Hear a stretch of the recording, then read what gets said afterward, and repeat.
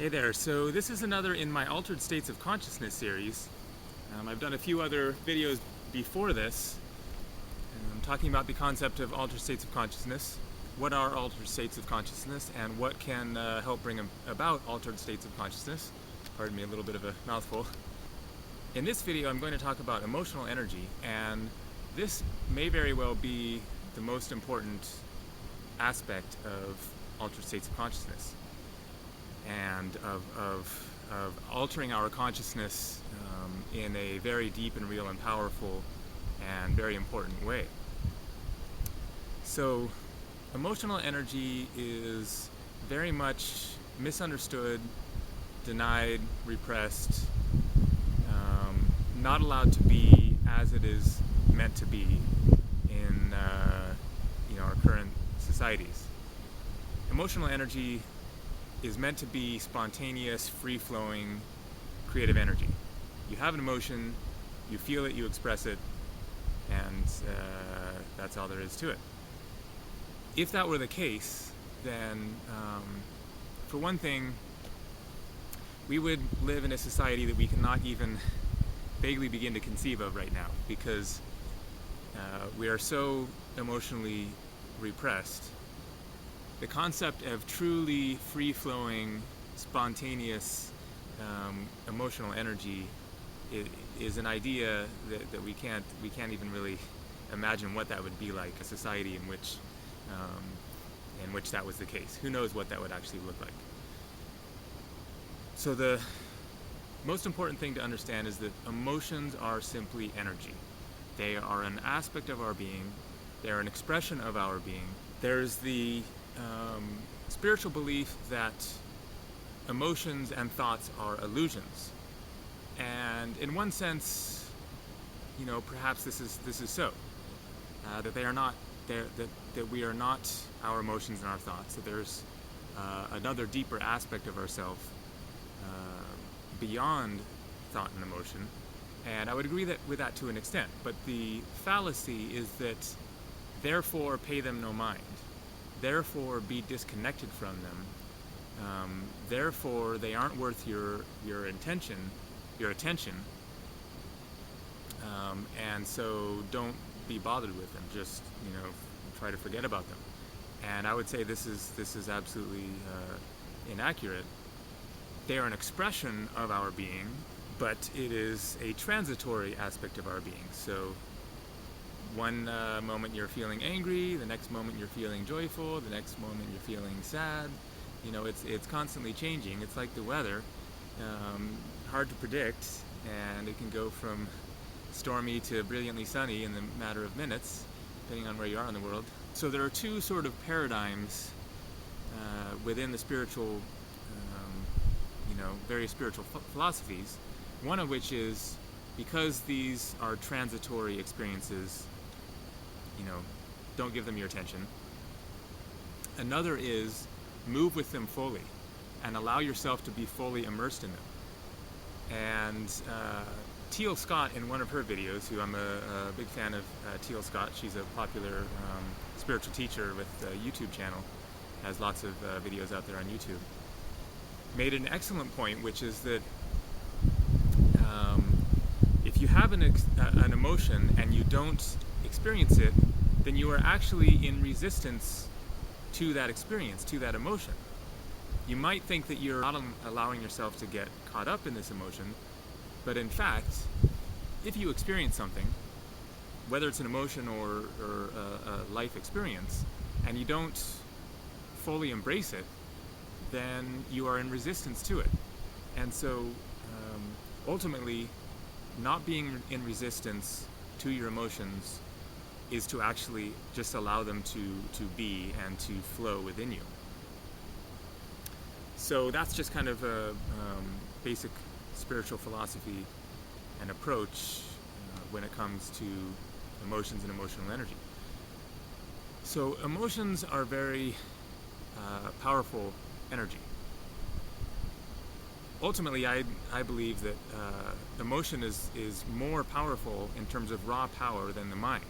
The mind, of course, is incredibly powerful as well. It's a different source, a different type of power.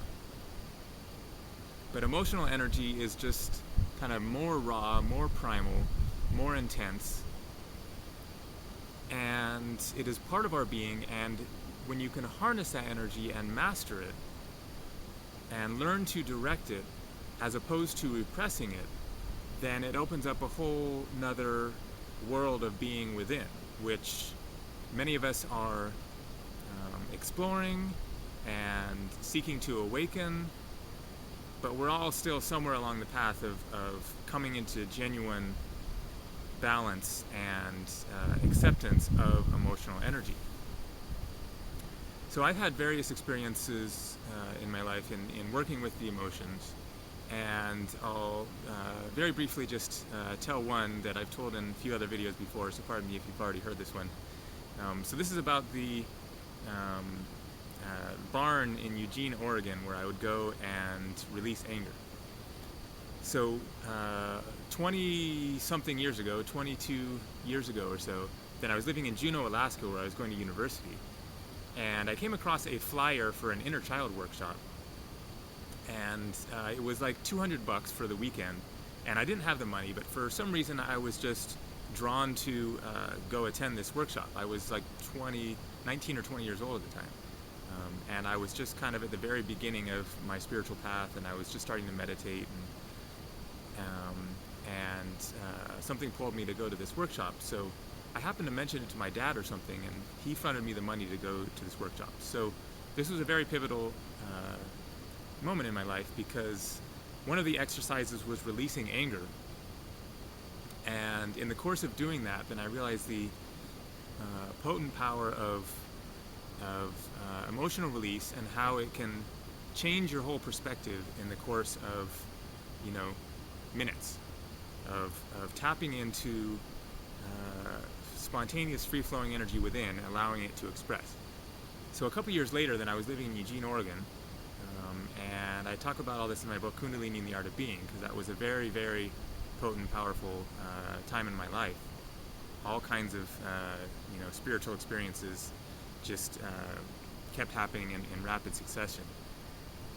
And so there was a arboretum outside of the town of Eugene, sort of nice park to go hiking in. And I was out there hiking one day, sort of caught in my troubled thoughts at the time. And I came across this abandoned barn that was sort of at the edge of this park out in a field. And I hiked out there, and there was nobody around. And so I went inside this barn. It was kind of open at both ends, and sat there and meditated in the dirt on the floor of the barn. And I guess I was feeling angry at the time, and so I decided to tap into that and do a exercise in anger release. And so I got up and I allowed myself to just tap into my anger, my rage, whatever the depth of whatever I was feeling, and express it, just release it into the air. I could, yell my head off, and nobody was around to care. And so it became sort of a regular thing that, whenever, once a week or every few weeks or whatever, when I got the chance, and I would head out there and go to this abandoned barn and allow myself to tap into and release my anger. And this was a exercise in altered states of consciousness, in that I would walk into this barn feeling angry, pissed off, frustrated, troubled, caught in my past, thinking about experiences from, the past few years or childhood or whatever. And I would tap into that deeper reservoir of energy within, that anger that had been repressed and compressed, and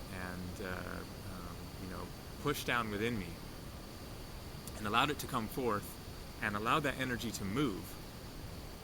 And when I walked out of that barn after 20 minutes later or whatever, then I would be in quite a different state of consciousness. Suddenly I was in the moment. I was no longer allowing these memories from the past to entrap me by thinking about them over and over again, being pissed off about them, wishing things had been different, wishing I had said such and such to so and so who pissed me off. It brought me back into the moment, and all of a sudden the world was different. The world as I was seeing it was different. I was, walking around seeing this, more peaceful, more beautiful world because I had changed my state of mind, state of being. And so it is with emotions in general. Men don't tend to cry very much. But, I've had a few instances over the years of just breaking down in tears and just letting that energy flow. And it can be a very mind-altering experience of allowing energy to flow into you and flow through you. And in the course of doing so, then you get more tapped into the universe. You open up channels, you open up energy channels within you that bring you to a greater connection with the universe around you, because you open up a part of yourself that was previously closed and blocked. And it's very invigorating to the mind, because our lower chakra energy stimulates and supports the upper chakra. And since we're so often in a state of repression of the lower chakras, then our mind and our upper chakras are not at their full potential. And so in the course of tapping into emotional lower chakra energy, then it brings in this whole influx of energy that stimulates your whole being and stimulates your mind. Emotions are they're not bad, they're not wrong. The things that people do in imbalanced emotional states can be obviously very harmful, but think of it like a tool. A hammer can be used to build a house, or it can be used to, hit someone over the head and kill somebody.